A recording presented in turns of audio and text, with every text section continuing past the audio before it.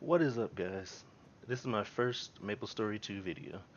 I meant to do this video a little while ago, but I also do guides and videos on multiple games, and the last few months have just been pretty busy. However, I have been playing MapleStory ever since it came out, and Rune Blader, and it's still the game that I play the most, so I'm glad to finally get around to my first guide. So, let me start by saying that the main purpose of this guide, I am going to go over in depth the abilities and general playstyle and stuff for Rune Blader, but the main point of this guide was to show and explain how all three elements are viable. Even though everyone says Storm Sigil is the best, and in general it is. It is the overall best sigil, but Fire and Frost are good, and you can clear and do good damage with the other two. And that's what I want to explain in this video. But first, let's go over the main aspects of Rune Blader. So Rune Blader is a melee DPS magic swordsman. Um, there is a passive that gives you 70% of your strength and puts it into int. And you do have certain abilities that have magic damage portions to them, but you're not going to focus on magic damage. You just still treat it like a strength, normal melee damage dealer. So you will not put points in int, and you will not focus on magic damage.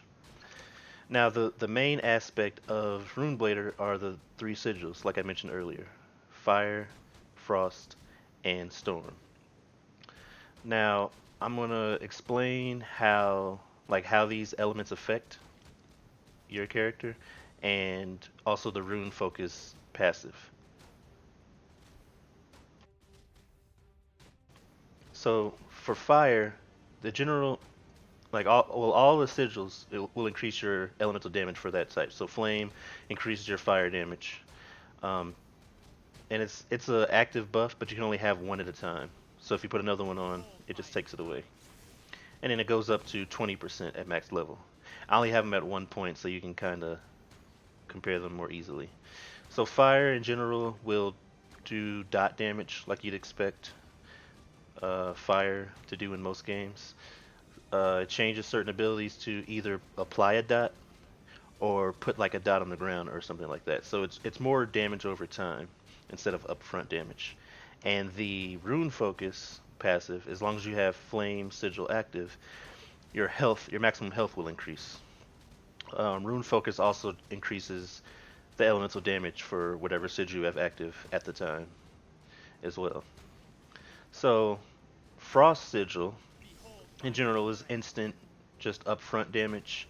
It also usually slows the target.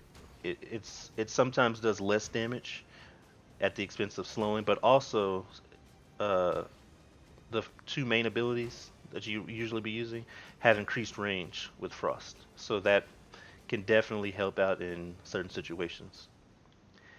Also, the frost sigil, when frost sigil is active, your defense is increased. And the storm sigil is the most versatile of all of them. It it doesn't quite do damage over time, but it sometimes does multi hits. So some abilities will hit more than one time. Um, some abilities generally do more damage as storm, and the rune focus ability, while storm sigil is active, increases your evasion and movement speed. So yeah, there's a lot that goes into storm sigil, which is the reason why it's generally the best sigil to use.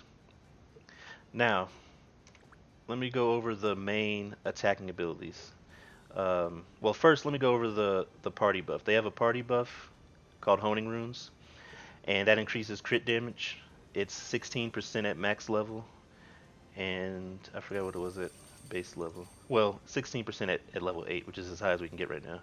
2% at base level, and it lasts for 3 minutes, and it also has this 3-minute cooldown. So you can always have it up unless you die.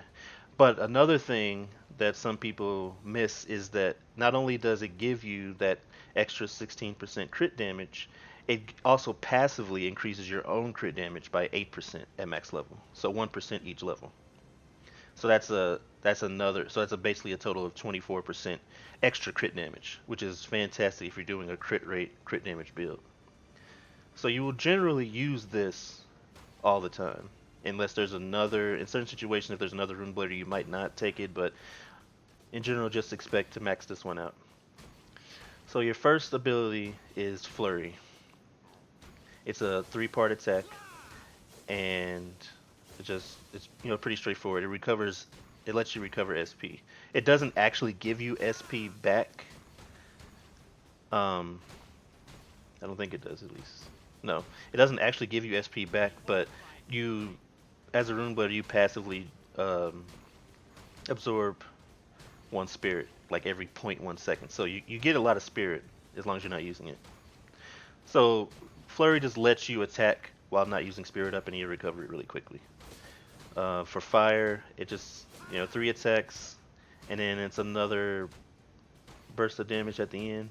Yeah, 3 hits, burst of damage at the end. That's based on your magic damage. It's pretty low. Ice, just straightforward damage. However, ice has the extended range, so it's an extra. Let's see here. I think it's an extra 1.5 meters. Yeah, an extra 1.5 meter range for Frost Flurry. So as you can see, it can hit way back here. So that's significant. Whereas you can't hit with Flame or Storm. They have the same range. So there are times when the extra range with Frost Flurry makes it worth using. Other than that, it does less damage than the others. And then Storm is just just straight up damage. It's just stronger than the other 3. So the next ability, you'll either be using Echoing Blade or Whirling Blades. I'll get to Whirling Blades a little bit later, because that really only applies to Storm. So let me go over Echoing Blade real quick. So Echoing Blade is a special attack. It does multiple hits, as you can see. It puts a sword out and it'll keep attacking. This is just tapping the ability once. Now, if you move while it's active, it'll stop it. Or if you do another attack while it's active, it'll stop it. But your spirit still goes away, regardless of whether or not you stop the attack. So you never want to macro Echoing Blade with any other ability. You always want to use it by itself. And you don't want to cut it off if you have a choice. Obviously, if you need to move out of stuff, do that. But for the most part, you want to sit there. Also, if you spam Echoing Blade, it will not cancel itself out. So you can safely keep spamming the ability and get all the hits in. So for fire, it does 14 hits. Each hit is, a little bit less damage. So just for my character, for example, with the points that I have in there, Echoing Flame, 14 times and 51% damage per hit. Now Frost Echoing Blades also has that extended range that Flurry has. As you can see, and I can be way back here. But let's see just how far the range is. Okay, a little bit closer. So yeah, it can be way back here. And now each hit from that, it's only 7 hits instead of 14, but it's also 94% damage. And it also will reduce their movement speed. So that has an extended range, and it does a pretty good amount of damage per hit. And then Storm does 7 hits as well, but it also strikes the target. So I've been testing this a lot to try and see how many hits it is, because the way it's worded, I believe it's 8 hits, but it looks like it's hitting more than 8 times. But I don't think it's not 14 times. Because as you can see, the third hit does less damage. It's 71% damage for the 7 hits, and then an additional 31% damage. So the lower numbers, like the 5Ks you're seeing, 6Ks, that's the electric, the additional 31% damage. So it's definitely hitting more times, but I can't really tell how many times it is. In terms of overall damage, though, all three are going to be doing close enough damage, and Frost can sometimes do more overall damage depending on your crit and how you know how much attack you have. Since it's percentage based, and Ice has the highest individual hit percentage, you can do some pretty high numbers. Now, before I go to Whirling Blade, your big cooldown attack is Impact. Just a big slam on the ground does a lot of damage. Now, for fire, what it does is, I'll wait for it to come back up, but it does less damage up front, but then it puts a pillar on the ground that does damage over time, every second for 5 seconds. So it's pretty significant amount of damage. If you can get the boss or enemies to stay in that flame pillar the entire time, Flame Impact will do the most damage out of all of them. Now Frost is my personal favorite. It's just a huge hit. 11, 23. It's two hits basically. 11, 23% damage. Um, and it's physical damage, and then an additional 408% shard damage. And the shard damage is based on magic attack. So the first attack is the highest and is based on physical. The second one is magical and does less damage. So, a quick look at my stats so you can kind of understand the difference. My physical attack is at 327, and my magic attack is at 222. So, well, okay, 300 and then 204 because I had a buff. But it's a big enough increase that you don't want to focus on magic attack and not really worry about it. But it does so much damage, and if you do a crit damage and crit rate build, you're gonna see some really high ice impacts. Now, for Storm Sigil, the cooldown for the fire and frost impacts is 12 seconds. Now, Storm Sigil is a little bit special because it has a 7-second cooldown, and if you as you can see the ability, it looks a little complicated. So what it does is it's basically a 6-hit attack. So you can see all those hits, but it happens within 1 to 2 seconds. So the first hit is based on your physical damage, and it's significantly lower than I think it's even lower than the frost initial hit. Yeah, yeah. So the first hit is kind of low. The second one, the next part of the attack is a 4-hit attack, but it happens like once every zero point 0.2 seconds. So it's like it happens in 1 second basically, and that's 117%. So it's even less damage, but it does it 4 times. But then finally, it does a huge 693% damage hit at the end. And of course, these numbers are going to vary depending on your level. Just a lot of variables, the level of the skill, your actual damage, and all that. But this lets you compare the damage. So when you combine all of that together, it does a pretty good amount of damage. In fact, let's compare ice and let's do ice first, impact, and then let me take my pet off. Okay, so first let's compare the ice impact. And again, it'll be different if you crit. I didn't crit at all, so but 242k for that. And then now for electric, which it might crit. Yeah, that crit a lot. But, 212k. So, in general, ice impact is still going to do the most damage. But since Storm Sigil, the Storm Impact, has a 7-second cooldown, you'll be able to use it more. But it's still, they're all going to be doing fairly decent amount of damage. So far, those are the only 3 abilities in terms of attacking you really have to worry about. Flurry, Echoing Blade, Impact. Now, if you go with the other build, Whirling Blades, actually, I'm not gonna max it out. I can just use it. Whirling Blades is a long-ranged physical attack, and it'll hit 3 times, and the effects are a little bit different depending on your element.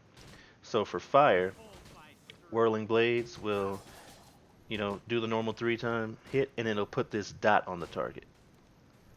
This is 85, well, with my character, 85% damage every second. Now with Frost, it hits 3 times and then they explode to do additional damage. So, yeah. But that's, you know, that's it. Also reduces movement speed. Now Storm Sigil is why you would do Whirling Blades. Oh yeah, quick, going back to show the damage. This is like 49% damage for each hit, and then of course that extra dot, so that kind of adds up. And then, you know, Frost is 44%, and then an additional 125%. But Storm, each hit, 140% damage. And of course, the higher it is, the more it'll scale. So with high gear, high points in this, high points in your elements, this is going to do a lot of damage. And it'll also, if there's multiple targets, it'll bounce to each enemy, and it'll bounce up to 4 times. But I don't actually know if it'll bounce back to the initial target. But either way, I mean, it's a great single target ability. The multi-hit, the multi-enemy hit portion of it is just kind of a bonus. So this will do a lot of damage, but it also takes a lot of spirit. Now the reason why you only use Storm Sigil is, again, Storm Sigil will do a lot of damage. I mean, for Whirling Storms, you only use Storm Sigil because it does a lot of damage. And Fire, it just costs a lot more spirit. So you just, you know, you're not going to be able to do it as much, and it's not worth it at that point. And then Frost is just straight up less damage. That's all it is. It just does less damage, so it's not really worth it. But it is kind of nice to have some more range, because if you did happen to use this, you would have, you know, this good range here. Because the thing about Storm Sigil, even though Whirling Storms is a ranged attack, you still have to get within melee range in order to use Flurry. So don't think of, oh, I can use this and go range. No, it's not going to work, because you're still going to need to be in melee range, and you're going to need to use Impact. So, but it's a strong attack, but really only use it for Storm Sigil. So the Echoing Blade build is the one that I use. The general thing you'll be doing is spamming Echoing Blade, regardless of what element you pick, until you'll just keep spamming it until your either impact is off cooldown or you get low on spirit. So what you want to do in order to try and save damage, once you get low on spirit like here, so go down to its low spirit, wait a second, like stop using Echoing Blade. Let me get down a little bit more. So stop using Echoing Blade, wait 1 second, and then start using Flurry. And likewise, when Impact is coming off cooldown, you want to look at that. So if there's like a second left, stop using Echoing Blade, maybe use some Flurries, and then Impact. That way you're not going to be missing out. You know, you don't want to cancel your Echoing Blade like as soon as it happens. So you just need to prepare for when you need to use something else. And of course, with Whirling Blades, you would do the same thing, but just you'd have to use more flurries in between. I use generally about 2 flurries in between each Whirling Storm. And then of course, it doesn't matter if you cancel out Whirling Storm. So those 3 attacks mostly. Now I have 1 point in Blade Chasm. I will go over that a little bit. But in general, I have Blade Chasm just for the extra dash. If you have Fire Sigil active, it'll leave a trail on the ground, which is decent. It's not much, but it's extra damage. But as you can see, it goes really far. Ice, it just does damage. It's nothing special. It does some shard attacks at the end, but yeah, it's a good dash. Now Storm Sigil is significant. It does a lot of damage with Blade Guys. I'm like, look at this, 573% damage. That's huge. And then initially 83% damage, but you definitely need to see this. Boom. It's a huge lightning bolt, and that goes very far in the air, and that will hit enemies that are above you. So this is really good for clearing out certain ads you can't reach, like C div, the healing ads that are up on platforms. Position yourself underneath them, get a blade chasm out with storm sigil active, and it kills them instantly. It's so smooth, and that's another reason that kind of puts storm sigil at the top of the list. Now, real quick, I already went over, rune focus. It's a passive, and the honing runes buff. But let me go over a couple other things. Blade mastery. It's a simple weapon attack increase, passive weapon attack increase. I usually have 5 points in it with the build that I use. Um, I just put my leftover points in there after I maxed out my element, and of course maxing out rune focus, flurry, echoing blade, or whirling storm, and then impact. So just straight damage increase. It's nice. The thing about it is, honing runes, it's possible to take some points out of it. So for example, if I were to, if I was in a group with another Rune Blader, and I was not doing the crit damage or crit rate build, and they had honing runes, I could take points out of honing runes, and then I would put them in Blade Mastery. So I would take 5 points out of honing runes, and then put them in Blade Mastery. Only because there's really no reason to put points in anything else. I mean, I guess I could take all of them out and then put some extra in the Blade Chasm, but that really is only worth it if I'm using Storm Sigil. But in general, you're usually going to max out Honing Runes, and you're just going to have your leftovers in Blade Mastery. Now, the very last ability I want to go over is Elemental Potency. Not a lot of people use this, but it isn't a useless skill. The main reason people don't use this ability is because it takes so many points to get to it.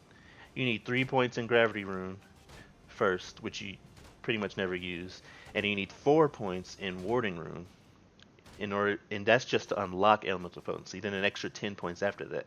As you can see, I had all my points. Let me go ahead and put the build that I actually use on. I had all my points in, nothing in here. So that's 17 points now that I have to take out of something in order to get there. Now I can take out these points. That's about 11 points that I can get in there. But the reason why Elemental Potency is good is the initial level, 2% fire, ice, and electric damage for 10 seconds. And it has a 60-second cooldown. So not fantastic. However, at max level, that's a 20% damage increase, and it's for 19 seconds. It gives an extra second each level. So if you can max it out, that's very significant. 20% for almost 20 seconds. That's huge burst damage. And then if you were to take out honing runes, you could max that out, and then let's go and look for a second. You might even be able to get some. No, you would still have to, because you'd have to take points out. So you couldn't really have Blade Mastery, but if you were to take out Blade Mastery, Illusory Blades, Whirling Blades, and then now you can actually, max it out. So it's nice because you'd be able to max out and still keep all of these, and then you could just put an extra point in just to get that extra 1% crit damage. But it's only useful if you can use it on cooldown, and if you can use it for the full duration. In general, you're going to get more damage just, by not using that. Also, Warding Rune is actually, it gives you a shield, basically. It increases your resistance for a short time. But if you have fire or Storm Sigil active, it actually puts a, let's see here. Oh, there we go. It actually puts a damaging, whoops. I don't have, there we go. Let me just put fire on. There, it actually puts a dome around you that does damage. So that damage adds up. Like, that's something you can just pop on whenever it's off cooldown, and then keep attacking. You can keep attacking, while it's on. Ice does not do that, but it does give you a pretty hefty shield. So if you go the elemental potency route, you are able to get a little bit of extra damage with warding rune if you're using fire or storm, but it's not going to be as much damage as just going the standard uh, main attack skills maxed out and then putting the rest into blade mastery. That'll give you more overall damage, but um, if you need to do burst damage at certain portions of the fight, then elemental potency can be useful. Um, but from the fights that I've been doing, from doing the training dumb, you're just not going to get as much damage by doing elemental potency. So that's why I don't usually use it. But as you can see, this is the build that I use. You just change whatever element you want to use. I usually use Frost because I like the extra range. I like the very hard impacts, and yeah, I like Frost. And then max out Flurry, Echoing Blade, Impact, Rune Focus, one in Blade Chasm just for the dash, and then put the rest of the points. 3 in Whirling Blades and Illusory Blades. Illusory Blades I don't use. It's you could use it, but I mean just the time that it takes just to use it, it's not worth it. I mean it's okay damage, but you're gonna be doing more damage just that extra second of uh, attacking. It just makes swords go and fly out at the target. Plus it uses spirit, but you need 3 of it just to get to um, blade mastery, and you need 3 in whirling blades, uh, and then 4 in flurry to even get illusory blades. So, and then I max out honing runes. Sometimes I might take like 5 points out of honing runes and max out blade mastery if there's another rune blader in the party that has it maxed out, but in general I just do this. And if you're doing the whirling blades, it's the same thing. Just take the 7 points out of echoing blade and put them in whirling blades, and then use storm sigil. And then for stats, I actually went the full crit rate uh, path. In general, you'll get more damage by just putting all your points into strength, which will also give you some int. But I really like ice, and the thing is, crit you can only put you can only go up to 40%, and you can only put 60 points into it. So I put in my 60 points, and then the rest of my points I'm putting into strength. And I don't have any crit rate or crit damage stats on any of my gear, but I still, if going this route, it still does pretty close damage to going full strength. And so then when you add in sharp eyes, other buffs, getting some actual crit rate and damage build, and I could definitely see crit going higher. And again, with ice, with those huge numbers that impact hits with, yeah, you can definitely see some really high damage going a crit rate damage build with the ice sigil.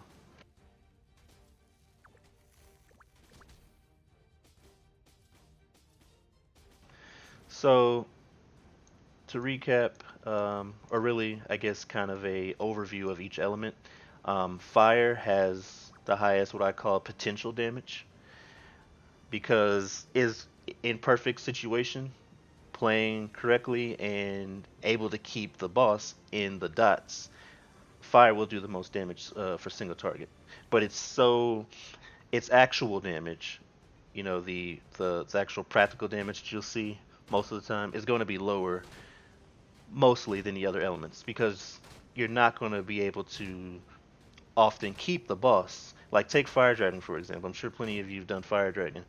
The boss moves around a lot. It's going to be really hard to keep the boss in that dot. But any time when the boss isn't going to move very often, or extended periods of time where you can just sit there, like the end of Fire Dragon, and Fire will pull ahead because its damage over time is great. Ice is going to be great for PvP. It's good for the extra range and slowing down people, and it also is great for a crit damage build with these super high impact hits. And then of course Storm Sigil is going to be your overall most versatile and best Sigil because of all the abilities. The reason why Storm Sigil is the overall best is because it makes pretty much all the abilities better. You know, Flurry, Echoing Blade it's close. It's not. I wouldn't say it's definitely the best for Storm Sigil, but it's still up there. And Flurry is the best. Combine that and an Impact with it having a lower cooldown can end up doing more damage over the course of a fight depending on the length. So those three main abilities right there. It's Storm Sigil's mostly superior to the other elements. And then of course the passive is really nice, having the extra movement speed and evasion compared to the defense and health. And then also with Whirling Blades being the only real practical use with Storm Sigil. Also with Blade Chasm being really strong and ad clearing. These two abilities right here, these are things the other elements don't really compare to Storm in. And it also is on par, if not better at times, with the other abilities. So yes, Storm Sigil is overall the best element, but my damage tests on a training dummy, I've done a lot of testing, training dummy and different boss fights, and in hard dungeons at least, the other elements are close. There's times when I do comparable or more damage with frost or fire, depending on the dungeon, and other times when storm is higher. So the thing about Rune Blader, what you can take away from this video is each element is strong. You can complete all the hard dungeons with any of the elements. You can do high damage with any of the elements. And Rune Blader is just very versatile. If you want to stick with Storm, you never want to change Storm, that's fine. Because it is strong and you can't go wrong using Storm.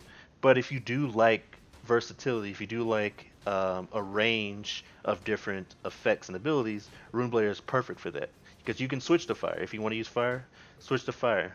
Put those dots on. If you know what you're doing, you can keep them in there. It's fantastic, and the effects are amazing. If you want the extra range, or you're doing PvP or whatever, go Frost. It's just there's so much you can do with Rune Blader, and I just think people will have more fun with the class if they realize that there's more to it than just Storm Sigil.